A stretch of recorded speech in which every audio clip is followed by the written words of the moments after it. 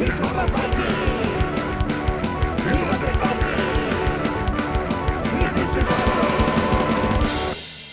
everyone, this is me, the Undead Viking, and this is Sideshow Swap. This is a game with a circus theme. You remember circuses, right? Back before they were considered to be like horrible, awful creations in this misbegotten world or whatever.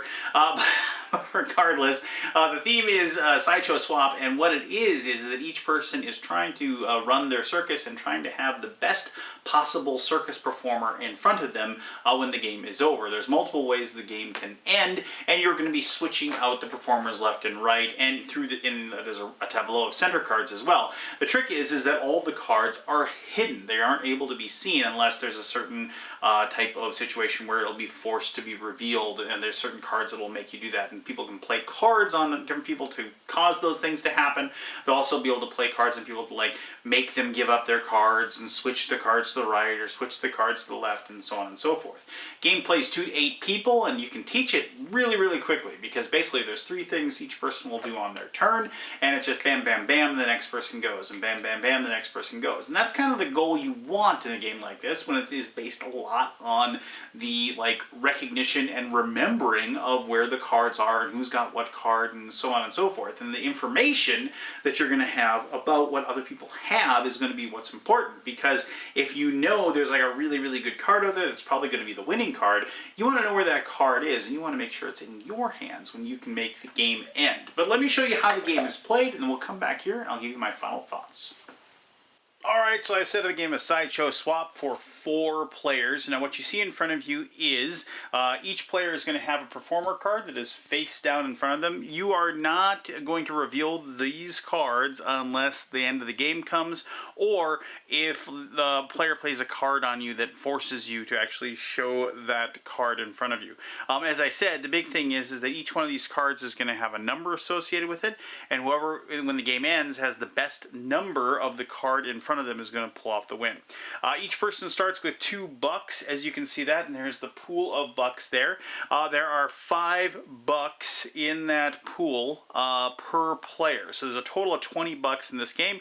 The game can handle up to 8 people, in which case obviously then there'd be 40 bucks, and you can play with 2, in which case then there would be 10 bucks.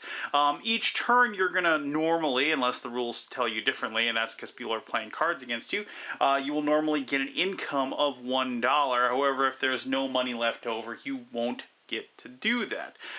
There are 5 more of those performer cards in the middle. Those are also all face down, so nobody has any idea what there are.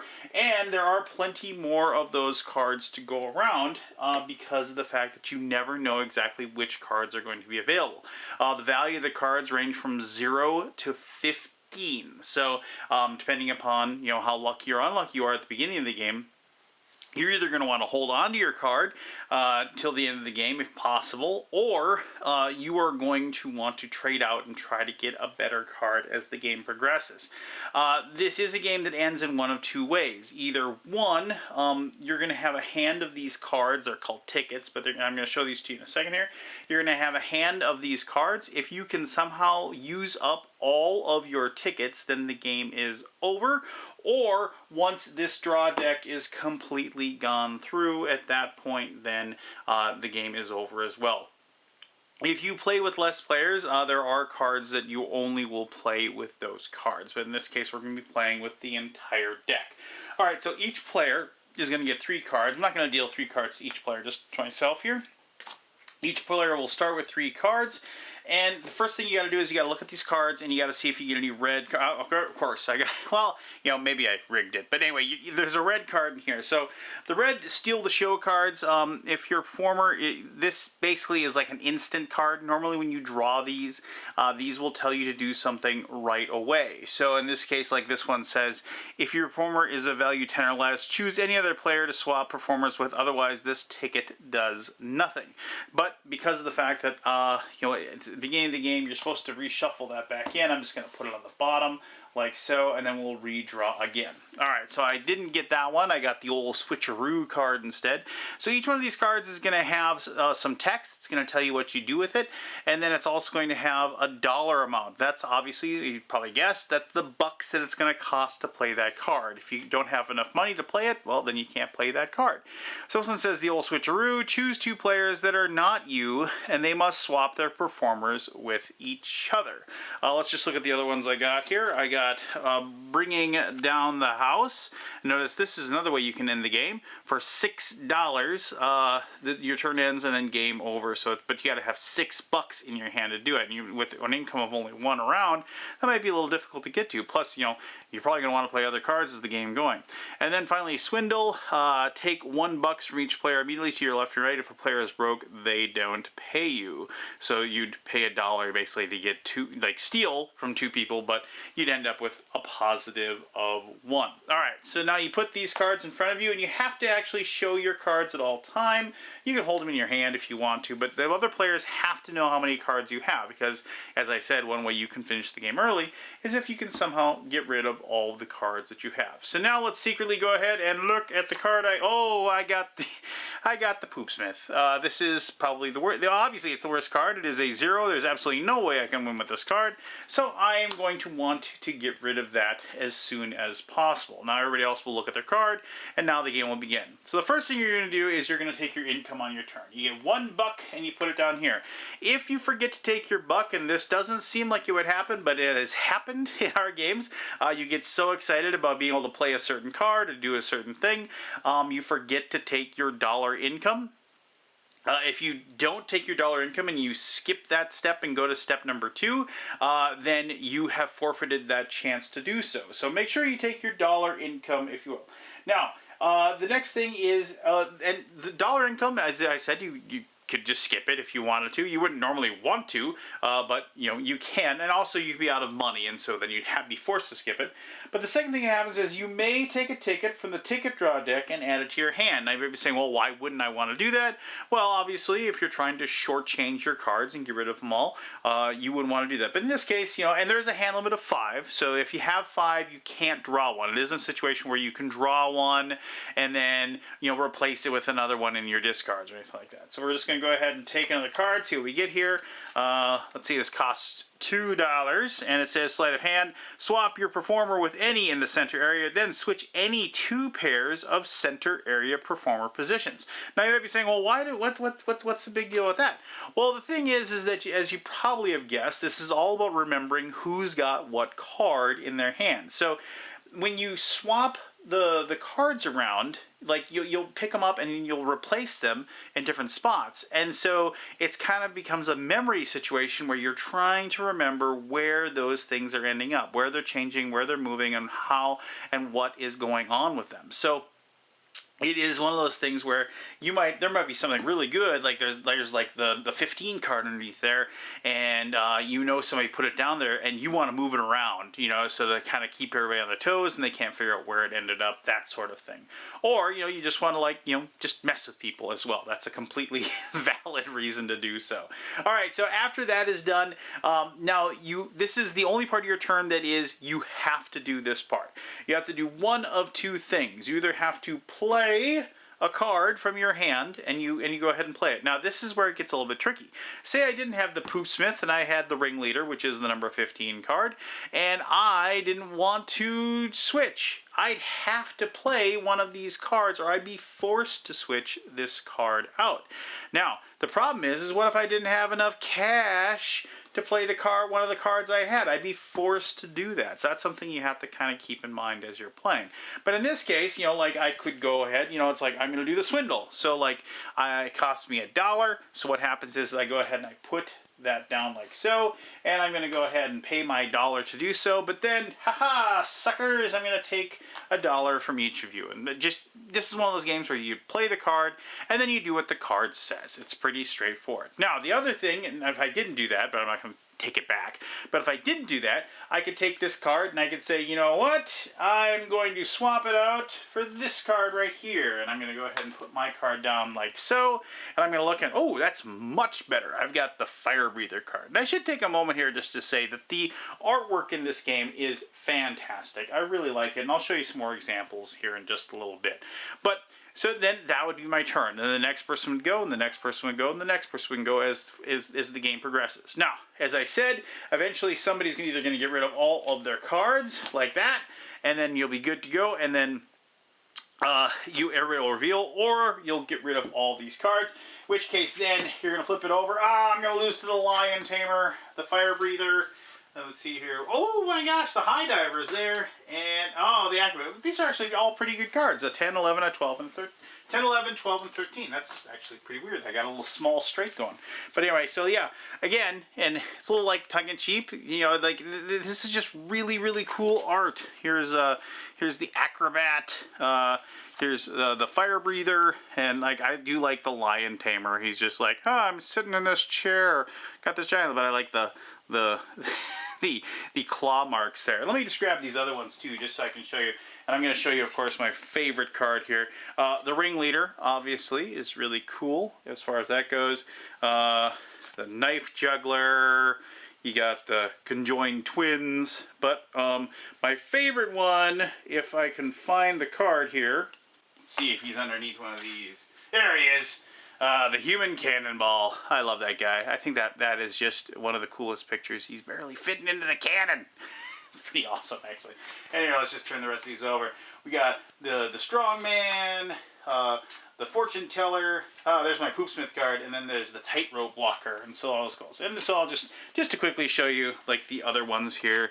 You know, the Sharpshooter, Human Pretzel, Bearded Lady, Sword Swallower, so on and so forth. So, you know, classic people that you would see at circuses, and like I said, the artwork is just really, really cool, really well done, and you know, like in some ways kind of caricatures, in some ways kind of like a little tongue-in-cheek humor as well, so well appreciated as far as the extra mile they took to go that way. The game plays really, really quickly. You can teach it in about 5 minutes. Oh, and I forgot to show you, I want to show you one type of card here real quick. So there are lots of these like red cards in there that, you know, if you pick them up, you have to play them immediately. Some of them are like the grab bag, gather up everybody's performer, shuffle them up, and then hand them back out. So stuff like that is going to mess with everybody. Some of them was like could be trouble. Choose a player, and that player decides who misses their next turn and can't collect their salary. Keep this ticket in front of the target until the next turn. So you just keep that card in front of them to remind them of that. And what I'm doing is I'm looking for what's called the Boo card. There you go, Boo. So the Boo card, it says must be played during another player's turn, and it stops the effect of that ticket that they play. So you obviously have to pay for it, but you can it won't stop a red now playing card, but it will stop on somebody trying to mess with you. So you can have one of those cards in your hand and get ready to do so. And I actually won this game by somebody tried to play with mess with me. I had $3 left, and then I was able to play my Boo card, pay the $3, then I was out of cards, and then the game was over, and I actually had the Human Cannonball guy, and nobody else had a higher number. So that was kind of a cool way the game ended. But the game's a lot of fun. As I said, it's easy to teach. It's got great artwork, and it is just one of those cool memory kind of mess with each other games that I really, really enjoy.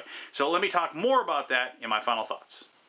Oh, there you go. I could be on the Sideshow. Sideshow Swap. There is, this is just one of those games that perfectly hits that weight of game that I'm looking for, just to have some fun. It's going to be one of those things where I'm going to enjoy messing with the other people that play, and it's also going to be one of those things that I'm going to really, really enjoy just the fact that, like, even if nobody else knows how to play it, I can teach everybody how the game is played, and it isn't a lot of rules that you get bogged down with. The rules are right there on the card. It's just, bam, this is what the card says, the card tells you to do that, and then you do it, right?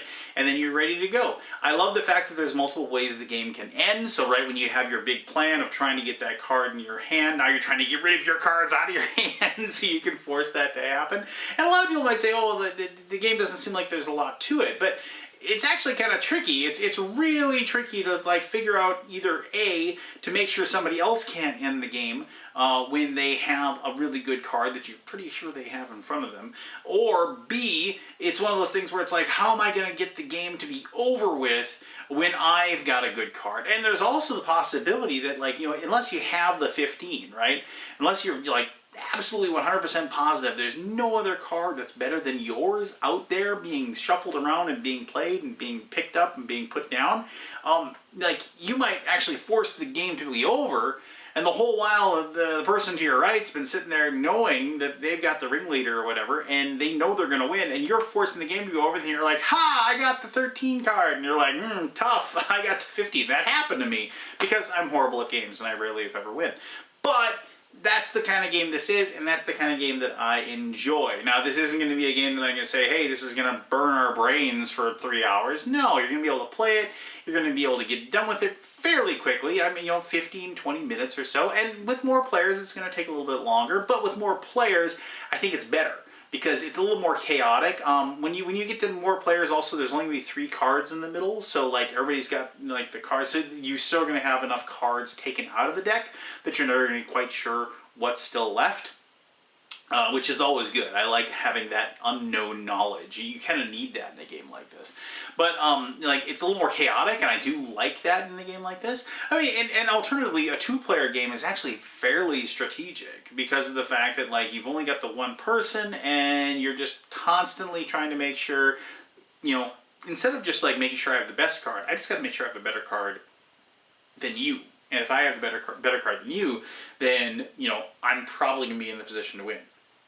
All right, so ultimately, it's one of those games that fits the bill as far as, like, for me. I've talked about these, like, lake cabin games. I have a lake cabin, and it's one of those things where after you spent all day on the boat fishing, or pulling the kids in the tube behind you, or just like, and you're just frazzled, right? And like, you don't want to sit in front of the TV and zone out. You still want to enjoy time with your family, but I don't want to play something big and involved either. So this is a game that, bam, you set it up, everybody's playing, and you're still able to, like, you're able to have it dinner, you're able to play a few games, you're able to wind the night, evening down, and then everybody can go to sleep and then get right back to the lake as it is. Or, like, when I used to work at the bank that I worked at, yeah, I know, I didn't work as a teller, but back before I started working in board games, like, this would totally be a lunchtime bag game. I had a bag of games that were in my office cube, but like, when I would go to lunch, I would bring that with me, and then me and my buddies and, you know, and the people that I worked with, we would sit down to play games while we ate our lunches, and this would be perfect for that situation. And also, obviously, the game that you play before the big game when you're waiting for the one last person to show up for the big game, or, you know, the big game just got done. You know, it's getting late, but, you know, you got a little bit of time, and you just kind of want to unwind and play one more game. That's what Sideshow Swap is going to be, and it's going to be a lot of fun. My kids love this, my friends love this, so it kind of also splits that barrier between family fun time, and also your gamer friend time as well. So there you go. If you have any questions about Sideshow Swap, go ahead and ask away. I'll be happy to answer those as best as I can. As always, try to be the best version of you that you possibly can be. I guarantee you that the more happiness and love that you send out into the universe will be returned to you in kind. You know, and just remember, I'm the Undead Viking. You're awesome, and I will see you again next time.